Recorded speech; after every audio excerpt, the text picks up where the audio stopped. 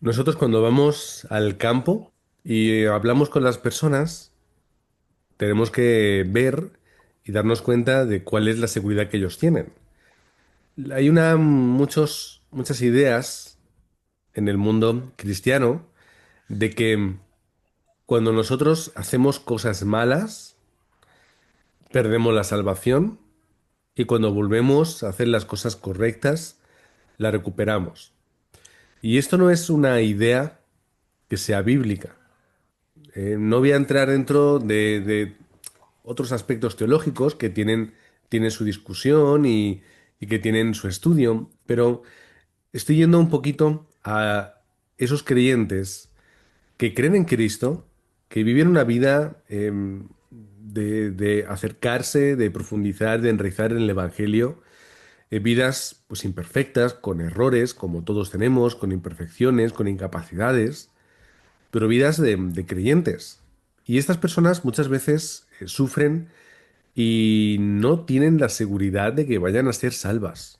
Es decir, no tienen la seguridad de que si mañana cometen un error o descubren que estaban haciendo algo mal, pues vayan a estar digamos que con ese destino del infierno. Y hay poca seguridad, no solamente con la salvación, sino con otros aspectos también. Dios está conmigo, no lo está. Dios me protege, no me protege. Eh, el Espíritu Santo está conmigo, no está. ¿Qué ocurre con estas circunstancias, con estos problemas? ¿Qué pasa aquí? ¿Qué pasa allá? Y la inseguridad del creyente, pues al final provoca que vayan y que transcurran por lugares de inseguridad, desesperación, de humanismo, misticismo, religiosidad. Al final tienen que aferrarse a algo. Como no hay seguridad del Evangelio, como no son creyentes con seguridad en el pacto, lo que les da seguridad, ¿qué es? Pues si yo voy todos los días a la iglesia, no hay ningún problema. Yo iré al cielo. O si yo vivo una vida muy recta, muy perfecta, sin cometer errores y sin mancharme, iré al cielo. O yo buscaré esa obra del Espíritu Santo a través de grandes profetas, grandes apóstoles, grandes encuentros, grandes iglesias, grandes movimientos, porque ahí es donde yo encuentro al Espíritu Santo y por lo tanto hallo salvación y todo lo demás. Pero realmente el Evangelio es algo mucho más sencillo y mucho más simple. Cuando nosotros vamos a la palabra de Dios y la Le estudiamos, estudiamos nos damos cuenta de que Dios nos habla de una forma mucho más sencilla. Y hablándonos de una forma mucho más sencilla, nosotros vemos la gran bendición que tenemos con ese pacto seguro en nuestras vidas. Estoy silenciando a un hermano que tiene el micrófono puesto, no os preocupéis, que a veces eso pasa. Yo estoy aquí y me encargo de los que se olvidan, no pasa nada. Pero que es importante que recordemos esto, que el pacto es tan grande y tan absoluto y tan sencillo al mismo tiempo que los creyentes no lo pueden creer. Es como decir, ¿cómo yo puedo ser salvo únicamente a través de la fe? No tiene sentido, porque humanamente tenemos la perspectiva de que tenemos que obrar, tenemos que hacer, tenemos que ser algo. Y hay nuevas corrientes también teológicas, ya un poco más complejas, no tan al pie de la iglesia y de la calle, que hablan sobre esto, corrientes teológicas que dicen que no, que realmente cuando la palabra de Dios está hablando de que somos salvos por la gracia y que entramos dentro de esa salvación a través de la fe, lo que entramos es dentro de la iglesia y que dentro de la iglesia nosotros tenemos que obrar y con nuestras acciones luego Dios determinará, ¿no? Y claro, al final se convierte en un legalismo. Dice, no, bueno, pero si tú de verdad eres un creyente, entonces el Espíritu Santo que está dentro de ti te llevará a hacer lo que es correcto. Y ahí vivimos en el miedo. He cometido un error. ¿Qué ocurre? No soy creyente. Si soy creyente, tengo fe, no tengo fe. El Espíritu Santo está, no está. Sistemas que no son 100% como la palabra nos habla. Y tenemos que tener una seguridad. Porque si no tengo seguridad, voy a vivir en inseguridad. Vamos a leer estos versículos en Primera de Juan, capítulo 5. Los versículos del 9 al 15 lo tengo en 2 páginas, lo podemos leer desde la misma diapositiva. Dice la palabra: aceptamos el testimonio humano, pero el testimonio de Dios vale mucho más, porque es el testimonio que Él mismo ha dado acerca de su Hijo. El que cree en el Hijo de Dios acepta este testimonio.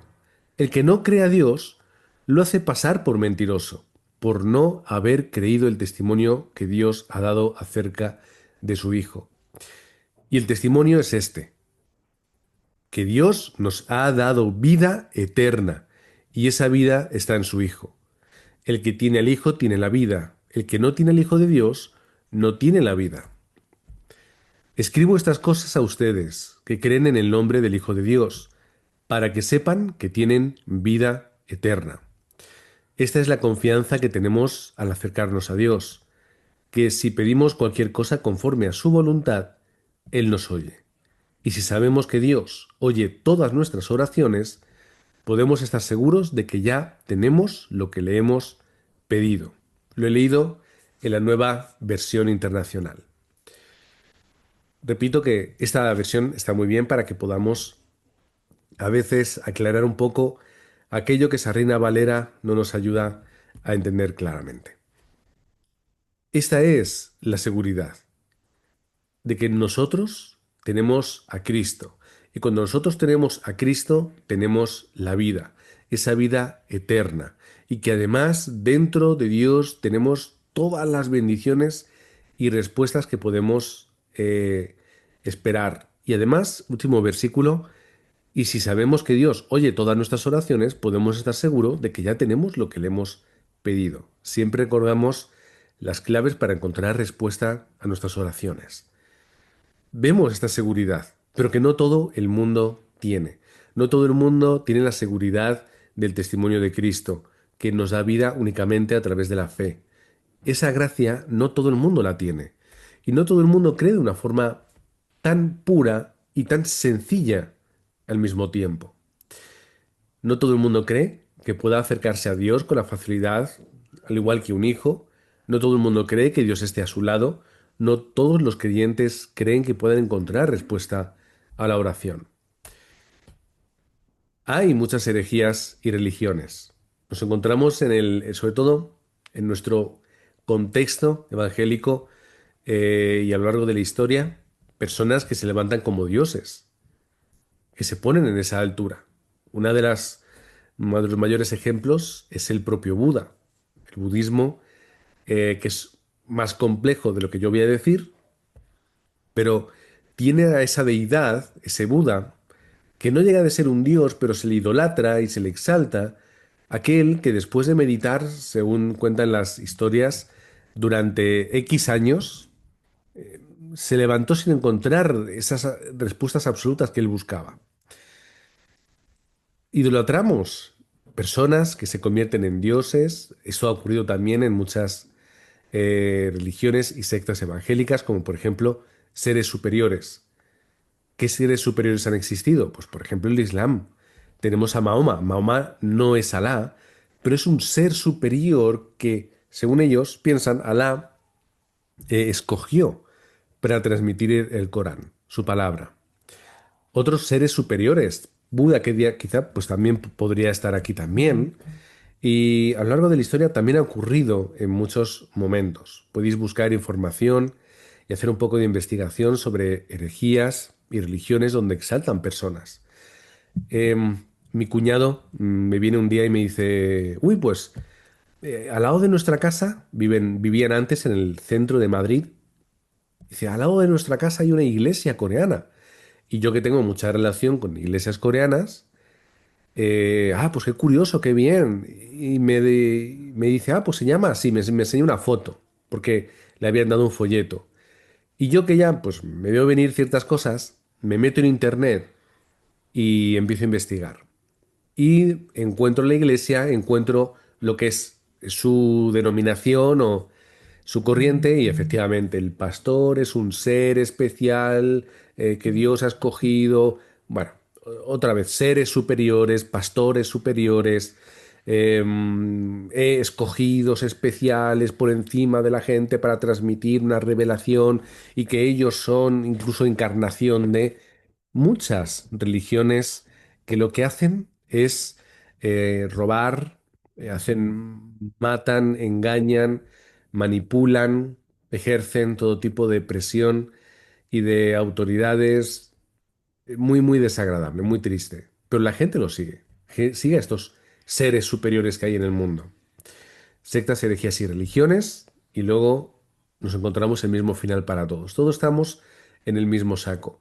Sectas, tal y como, digamos, sectas en el aspecto negativo de la palabra, porque hay un aspecto positivo en el sentido de que una secta es, digamos que un apéndice de una religión, como nosotros, los cristianos, éramos una secta del judaísmo. Es decir, éramos como un apéndice que salía del judaísmo y al final acabó tomando un camino, digamos que único. Nosotros entendemos que ese camino no es un camino que parte de él, sino que es una continuación del pacto de Dios desde Génesis capítulo 1 hasta nuestros días y cuando el Señor quiera venir. Todo ello tiene el mismo final para todos. Nos encontramos en la palabra de Dios, las profecías de Cristo cumplidas y tantas profecías, decenas y cientos de profecías que se acaban cumpliendo que tenemos veracidad no solamente en el propio texto, sino también históricamente. Nos encontramos esa seguridad, donde la palabra de Dios se cumple y no se puede tomar ningún aspecto histórico ni científico para negar la palabra. No existe. Se han hecho muchos intentos, muy torcidos, pero al final las evidencias científicas y las evidencias arqueológicas dan validez a la palabra. Nos encontramos que esa evangelización continúa. Es decir, no para el mensaje del Evangelio. Continúa transmitiéndose, recorriendo el mundo, impactando a personas y cambiándolas. No es una religión que seguir. Es decir, no es la religión como el equipo de fútbol del que yo soy o del que yo me hago, o el partido político que me convence. Es una obra restauradora que cambia vidas y no puede pararse. Y el ataque de Satanás va hacia esa debilidad en la seguridad. Satanás ve la debilidad y ataca a esa inseguridad. Por lo tanto, ¿cuál es el objetivo? Que yo personalmente y a la gente, otros creyentes de mi alrededor, discípulos, nuevos creyentes, puedan vivir en esta seguridad. ¿Cuál es la seguridad? En primer lugar, es la seguridad de la salvación. Tenemos que tener seguridad en la salvación, porque cuando yo no tengo seguridad me convierto en alguien inestable en muchos aspectos. Y la inestabilidad, otra vez, Satanás la utiliza para atacar. Yo no puedo seguir, como está ahí escrito, pagando una deuda que ya está resuelta. Eso, ese legalismo o ese humanismo no tiene sentido. Yo no puedo pagar la deuda que ya Cristo ha pagado en la cruz. La obra de Cristo es absoluta. Su palabra dice, una obra hecha, una justificación, un pago, una muerte por todos y para siempre. Por todos los que la reciben, por supuesto, todos los que aceptan esa obra con fe. Pero yo no puedo seguir pagando mi deuda. ¿Cómo yo puedo seguir entonces siendo el que se justifica a sí mismo? No tiene sentido. La obra de la salvación es tan fácil y sencilla como leer Juan 1:12. Es recibirle, creer en su nombre. Yo soy un hijo de Dios. No es, otra vez lo digo, no es el legalismo, no es mi capacidad, no son mis obras, es gracia. Y es lo que estamos leyendo aquí en Juan 1:12. Juan 5:24. Ahora que ya recibo la salvación, ¿qué ocurre cuando yo soy salvo? De cierto os digo, el que oye mi palabra y crea al que me envió, tiene vida eterna, y no vendrá a condenación, mas ha pasado de muerte a vida. El que oye la palabra de Cristo y cree en la obra de Dios, tiene vida eterna. Cuando creemos en la obra salvadora que Dios ha hecho, ha ordenado, ha organizado y ha efectuado a través de Cristo, tiene vida eterna y no vendrá a condenación, porque yo ya he pasado de muerte a vida. Así que la seguridad tiene que arraigarse en estos versículos. Yo, que creo en Cristo, estoy en vida. No hay condenación. Habrá exhortación, habrá enseñanza, habrá cambios de mi vida, habrá que girar y habrá que dirigirse hacia lo que es correcto, habrá que resaltar, iluminar mi vida para ver lo que es incorrecto, orar y encontrar respuesta, pero dentro de la gracia.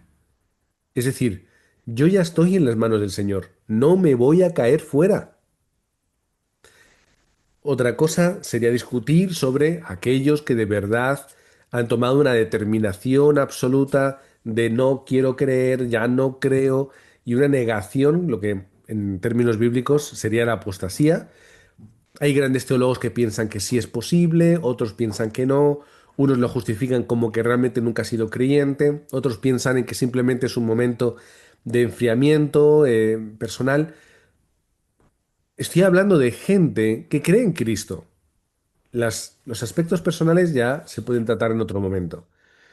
Pero el creyente que tiene a Cristo, por muy imperfecto y por muy torpe que sea, es salvo. No vendrá condenación. ¿Qué explicó Jesús?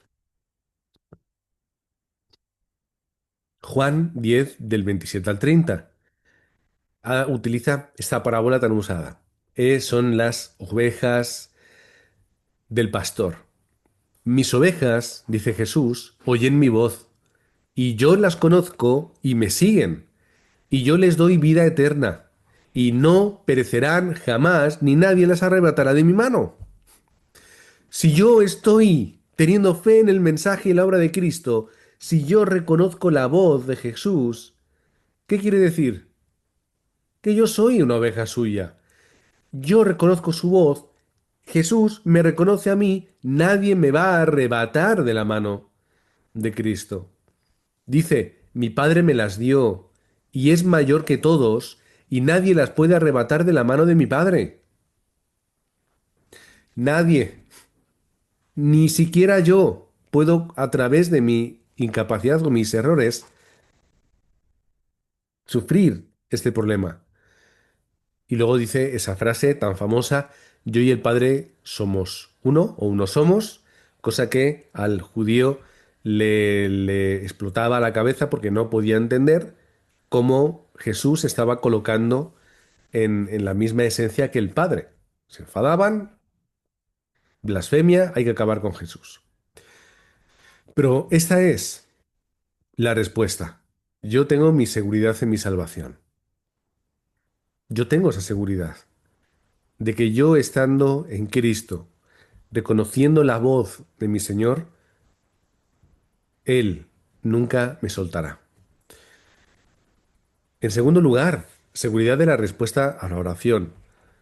Tenemos respuesta a a las oraciones. Aquí tenemos dos versículos. Ese Apocalipsis 8 del 3 al 5, cuando está hablando de que ese humo de incienso, en el versículo 4, son como esas oraciones de los santos que llegan, o sea, que llegan hasta el propio Padre, esas oraciones.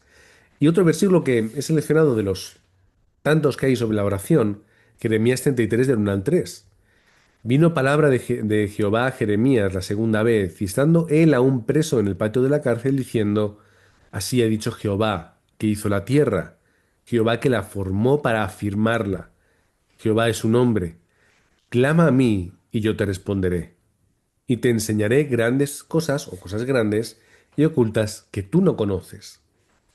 Jeremías 33:3. Es muy fácil de recordar ese versículo para que lo podamos leer cuando lo necesitemos. Clama a mí y yo te responderé y me enseñará grandes cosas ocultas. Esa es mi respuesta, que Dios quiere hablar con nosotros. Dios quiere tener esa relación de conversación. donde está invitando a los creyentes a orar, está invitando a los creyentes a buscarle, a meditar, a conversar con él. Por eso no es un rezo, es una oración. No es repetir palabras, es una conversación. Es algo que nace de mi interior hacia el Padre, donde yo puedo clamar y encontrar una respuesta. No vamos a indagar mucho en la oración porque hemos hablado muchas veces de ella y ya lo seguiremos haciendo en otros momentos, pero tengo que tener esa seguridad y los creyentes tienen que tener esa seguridad y los discípulos y los nuevos creyentes, las nuevas familias de la iglesia. Dios no es un Dios impersonal, no es un Dios lejano, no es un Dios distante, no es un Dios frío. Nuestro Padre es un Dios atento que está esperando que vayamos a hablar con Él. Y ahí encontramos nuestra respuesta. En tercer lugar,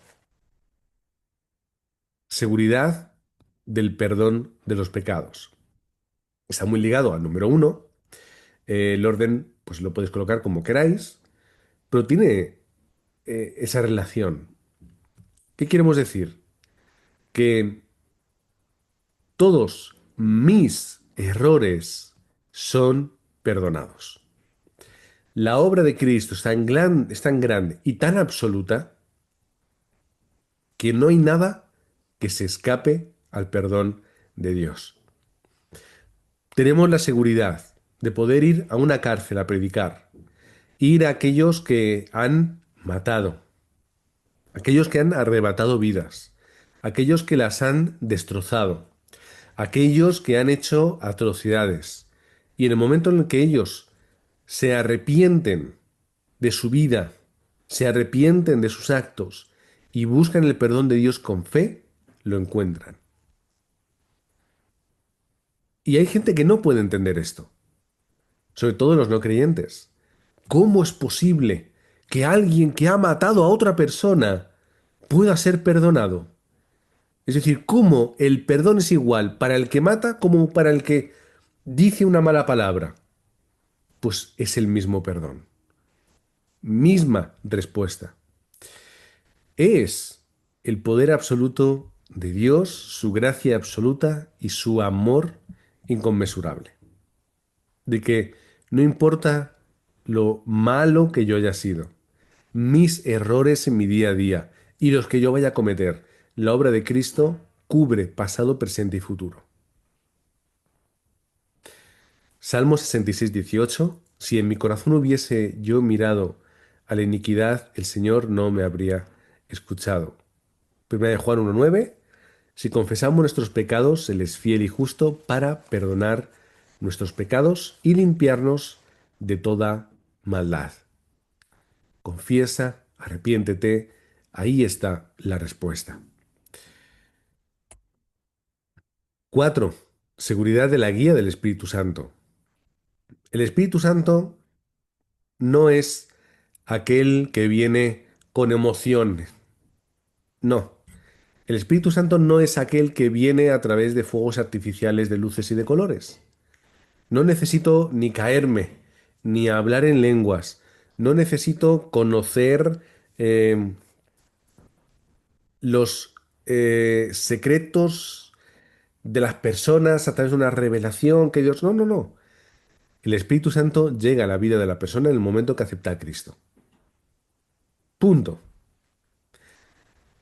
El momento en el que yo creo en Cristo y tengo fe, el Espíritu Santo viene a mí y mora en mí. Y no hay idas y venidas. No hay primero llega y luego se manifiesta. No, el Espíritu Santo no tiene esa labor. Dice la palabra en el capítulo 14 de Juan, muy conocidos estos versículos, está hablando de ese consolador, el Espíritu Santo, enviado en el nombre de Cristo. Habla que nos enseñará y nos recordará la obra de Cristo. Y esto era muy importante. En aquel tiempo no había Biblia, como nosotros la tenemos. En aquellos días, cuando Jesús se fuera, no podían recordar las palabras suyas a través de un evangelio. Entre ellos tenían que recordar todo lo que habían dicho Jesús, todo lo que había hecho. Entre ellos tenían que estar recordándose y hablándose las palabras de Jesús. Y los discípulos, de todos los apóstoles que habían estado con él durante todo el ministerio, eran los que se encargaban de hablar estas palabras. Y cuando se iba a predicar, sobre todo al principio que se predicaba al mundo judío, se iba a predicar en las sinagogas, después de hacer las lecturas del Antiguo Testamento, se daba esa interpretación mirando la realidad y la experiencia de Cristo. Pero no había Biblias. Por eso se hacía falta esto. Necesitamos que el Espíritu Santo nos ayude, que nos haga recordar y nos enseñe porque no tenemos la palabra. Sin embargo, nosotros ahora sí tenemos la palabra. Nosotros sí tenemos esos cuatro evangelios que nos dan testimonio de la obra de Cristo.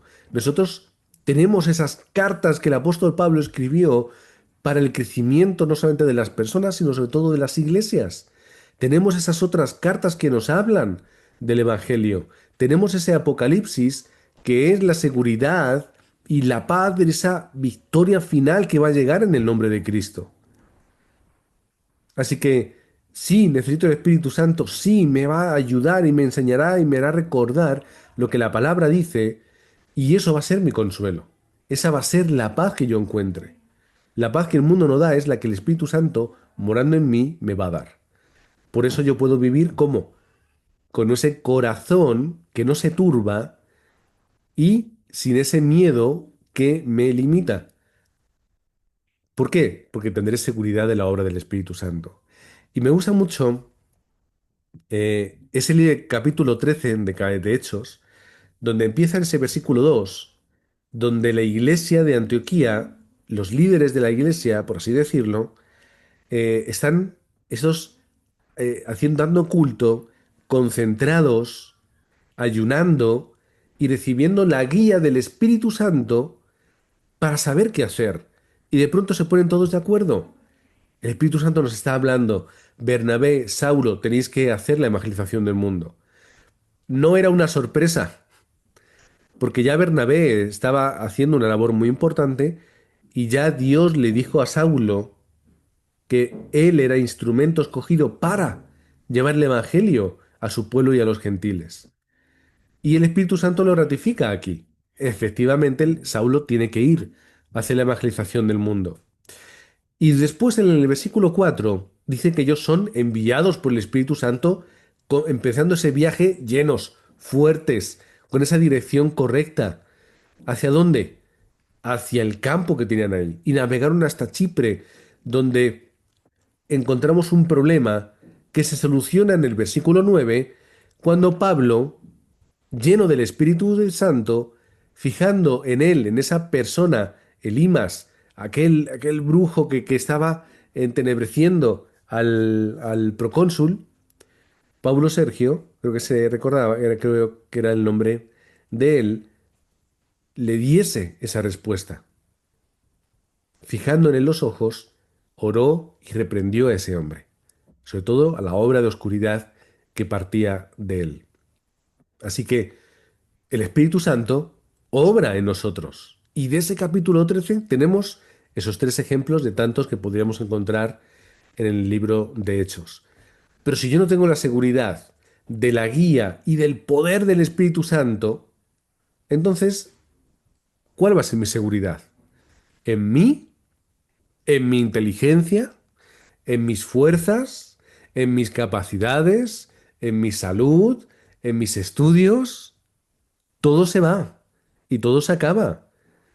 Tú te puedes sentir muy fuerte, llega una enfermedad, tu sistema inmunitario no puede parar esa enfermedad, toda esa salud, todo eso bien que te has cuidado, cómo te has alimentado, cómo se va para afuera. Se acaba. Y ya estás enfermo y estás limitado. No, es que yo he estudiado mucho y a veces, claro, estudiamos, está muy bien, pero siempre hay un límite, siempre hay un punto. Y al final acabamos, ¿qué? Convirtiéndonos en grandes cabezas, pero con las piernas pequeñas. Sabemos mucho, pero no podemos aplicar bien, porque no entendemos la obra del Evangelio. Podemos hacer las cosas muy bien, pero de pronto, un día, por algún motivo, llega una depresión a tu vida, llega un desastre, un problema, una limitación, y se cae ese castillo de arena. Es un problema. Hay un pastor muy reconocido en España que tiene un ministerio grande, viaja por Latinoamérica, él es muy polifacético, la verdad es que muy bien, muy bien. Y de pronto, un problema, llamémoslo X, porque eh, sé cuál es el problema, pero no es importante el problema. Llega un problema y se acaba su pastorado, al menos temporalmente. Se acaba su pastorado, la iglesia tiene que virar y buscar y tiene que otra vez el papá de él, que estaba jubilado, tiene que hacerse cargo otra vez y muchas cosas. ¿Por qué? Pues todo se acaba, todos cometemos errores, no somos infalibles, hasta los más grandes caen. El otro día me contaban de un pastor de una iglesia muy grande en otro país, pero que muy grande, con mucha capacidad, mucho poder, miles de miembros. De pronto, anda, estaba dentro, bueno, no dentro, o sea, en sus viajes misioneros, porque iba, viajaba, predicaba, bueno, en un ministerio, dinero, prostitución, amantes, todo. Al final, ¿qué queda? La seguridad en la obra del Espíritu Santo. ¿Por qué? Yo no puedo. Y aunque yo crea que puedo, es que no, tengo que usar mis fuerzas. El Señor tiene que guiarme. Dios, en mí, dame, que yo pueda menguar para que el Espíritu Santo pueda guiarme, para que yo pueda obrar conforme el Espíritu Santo, para que yo no pueda vivir conforme mi concupiscencia, sino vivir conforme esa guía. Y si yo lo hago y no dependo de mí, entonces encontraré respuesta. Si no, habrá problemas. Seguridad de la victoria. Hechos capítulo 8. ¿Cuál es la victoria?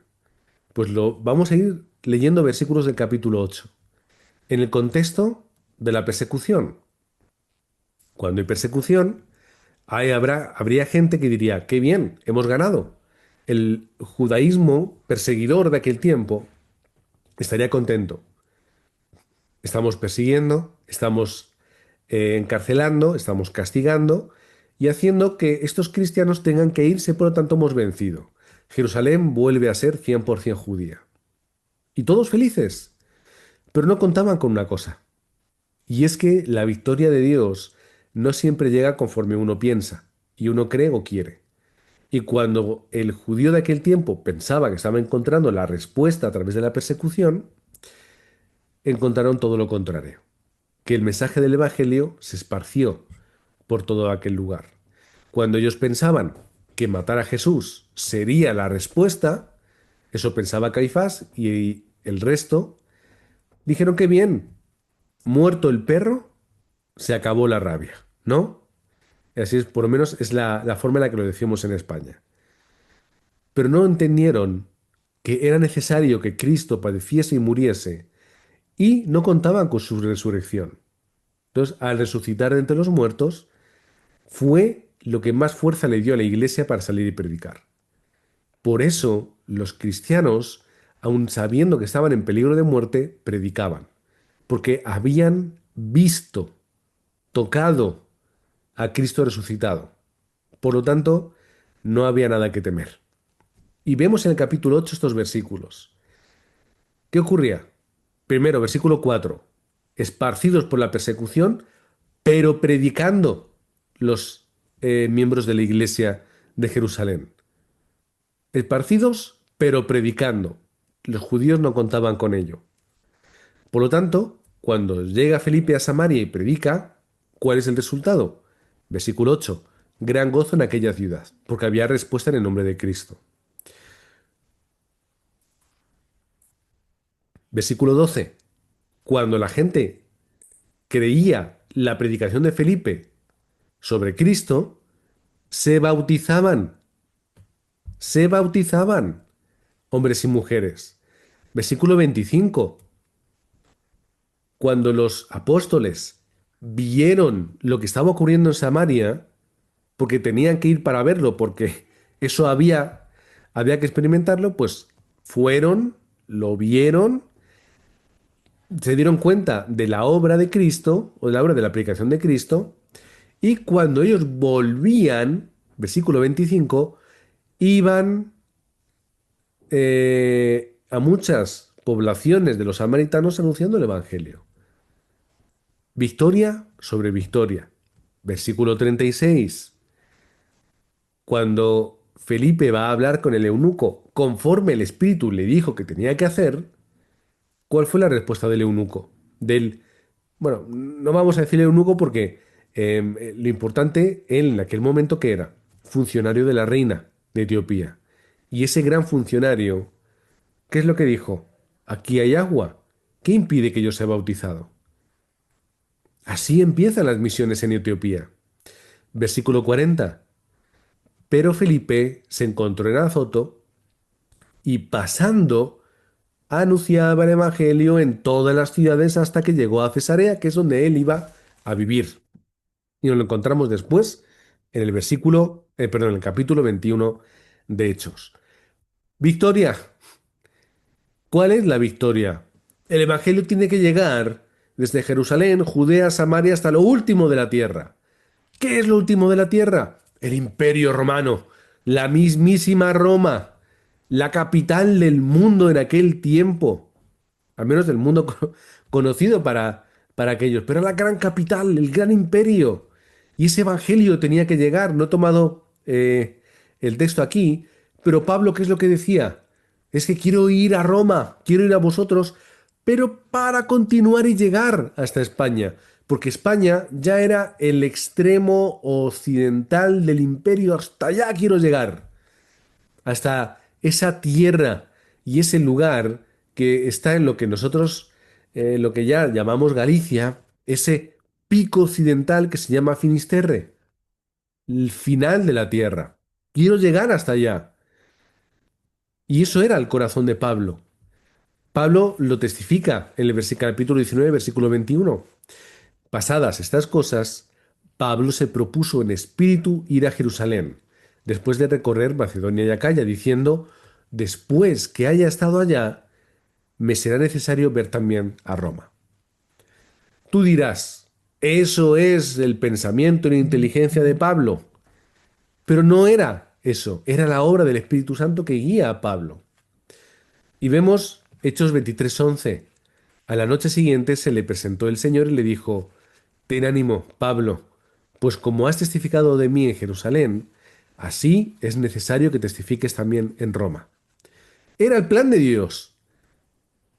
Dios no ve o no escucha a Pablo y dice, oye, pues este Pablo es muy inteligente, voy a hacerle caso, voy a llevarle a Roma. No, el plan de Dios ya estaba preparado antes de que Pablo pudiese ni siquiera pensar en ir a Roma. Pero la guía del Espíritu Santo que está detrás impulsa a Pablo muy atento siempre a lo espiritual y luego Dios lo confirma. Efectivamente, Pablo, lo que tú sentiste en ese momento era lo que yo puse en tu corazón. Tienes que ir a Roma y testificar allá. Y en el capítulo 27, versículo 24, en medio de la tempestad, dice el ángel, Pablo, no temas, porque es necesario que comparezcas ante el César. Es decir, no te preocupes, que vas a llegar, vas a hallar la victoria, vas a encontrar la respuesta, porque cuando el plan de Dios dice algo, se cumple. No hay tempestad, no hay tormenta, no hay desastre en la vida de una persona que pueda parar lo que Dios ha establecido y lo que Dios quiere que pase.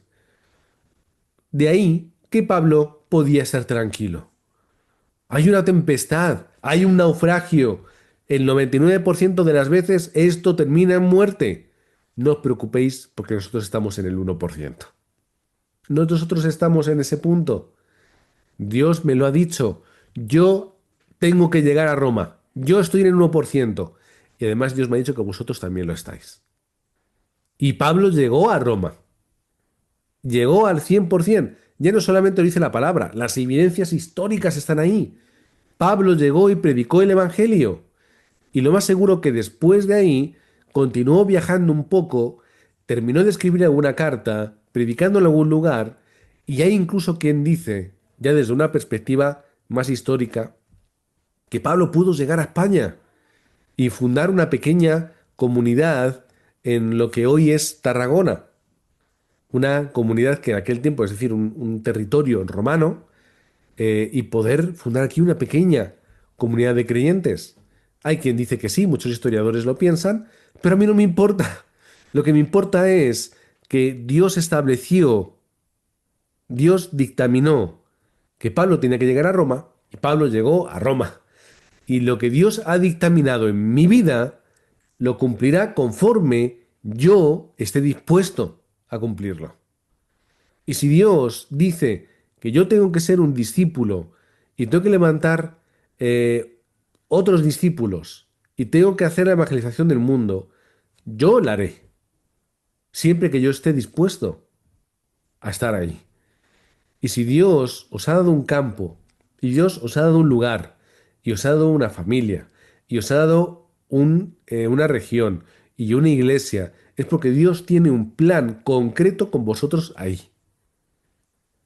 Y si luego Dios os lleva a otro lugar, siempre que sea Dios y no nosotros, que a veces nos equivocamos, es porque hay un plan perfecto ahí. Por lo tanto, no tengo miedo. Tengo seguridad en la victoria.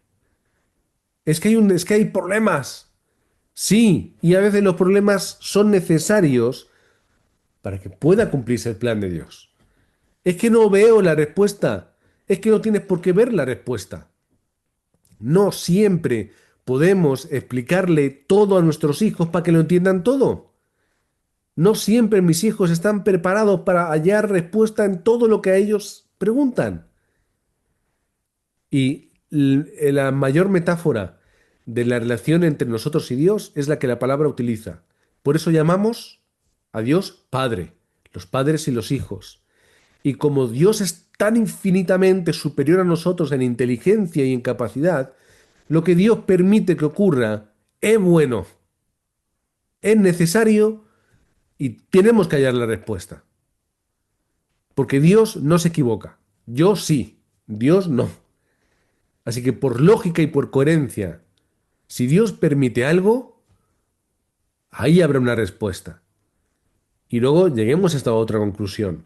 Muchos de los problemas que yo me encuentro en mi vida, me los he buscado yo, por mis acciones, por mis pensamientos, por mis apetencias, por lo que yo he hecho en mi vida o por consecuencia de lo que otros han hecho. Muchas veces por causa del pecado, la oscuridad y lo que ocurre en el mundo. Pero a pesar de todo eso, Dios es capaz de utilizar lo malo para hacer lo bueno. Dios, como dice la palabra, y José lo testificó, vosotros me vendisteis, hermanos, vosotros me vendisteis a la caravana y me hicisteis un esclavo. Dios permitió todo eso para que yo pudiese estar aquí. Dios incluso permite y utiliza lo malo, lo torna en bueno y lo convierte en algo perfecto. Así que os bendigo en el nombre de Cristo para que seáis esos obreros y discípulos que tienen seguridad en la victoria.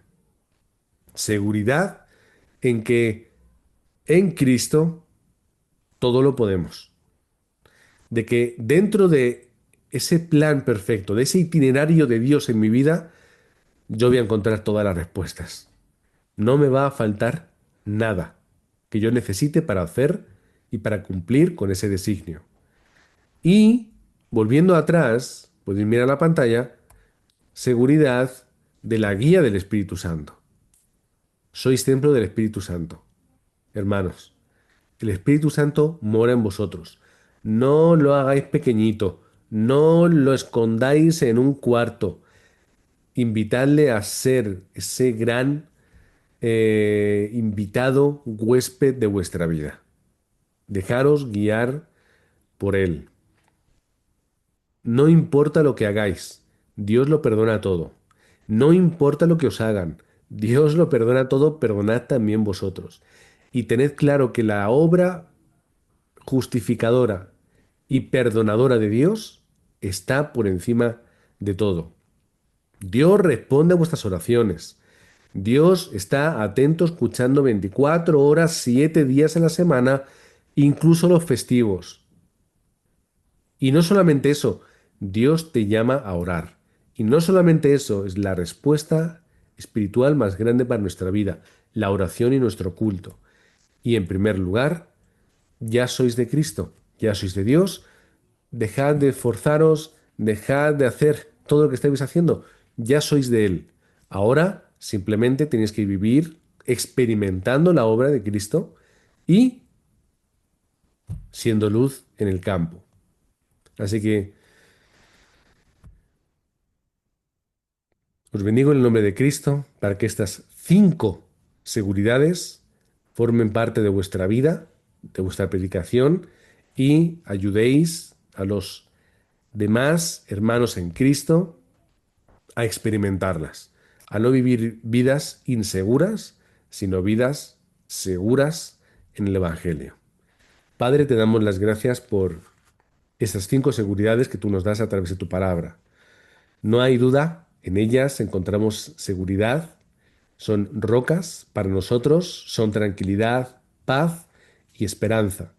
Gracias, Padre, porque finalmente, como hemos dicho en la número 5, tenemos seguridad en esa victoria final, Padre. Es esa victoria que llega. Nosotros en ti somos más que victoriosos. Y Padre, aunque no tengamos lo que buscamos y que queremos, no podamos ser aquellos victoriosos conforme el mundo piensa que tenemos que ser, lo tenemos todo. Solamente queremos ser discípulos, discípulos de Cristo, humildes, sencillos, pero con toda victoria en el mundo espiritual. Padre, gracias porque podemos vivir en esta seguridad y en esta fortaleza en tu nombre. Oramos en el nombre de Cristo Jesús. Amén.